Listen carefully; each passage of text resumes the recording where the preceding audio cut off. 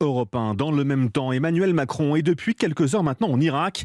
2 jours sur place où il rencontre à Bagdad les dirigeants irakiens. Il participe aussi et surtout à un sommet réunissant les pays voisins, Égypte, Jordanie, Turquie, Iran, Arabie Saoudite.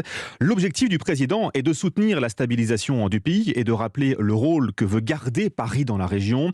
Emmanuel Macron qui en profite pour rappeler qu'il ne faut pas baisser la garde face à la menace de l'État islamique. Daesh a été défait territorialement en 2017 grâce au courage des forces armées irakiennes et avec l'appui de la coalition internationale.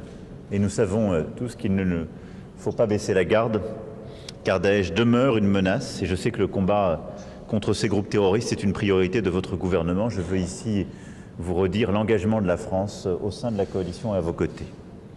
Justement, restons en Irak. Qu'attendent les chrétiens d'Orient de la visite du président français? Des chrétiens d'Orient bien souvent persécutés. Pas grand-chose, vous allez l'entendre. Reportage sur place de l'envoyé spécial d'Europe 1, Jean-Rémy Baudot. Nous visitons donc notre chantier. Frère Ziad est l'un des 3 dominicains du couvent de Bagdad. Il s'agit de construire une nouvelle chapelle. Pour nous, c'est important d'avoir un lieu de prière publique pour pouvoir accueillir les gens. Et pourtant, ils sont de moins en moins nombreux, les chrétiens en Irak. Leur nombre a été divisé par 3 en 20 ans. La plupart ont fui.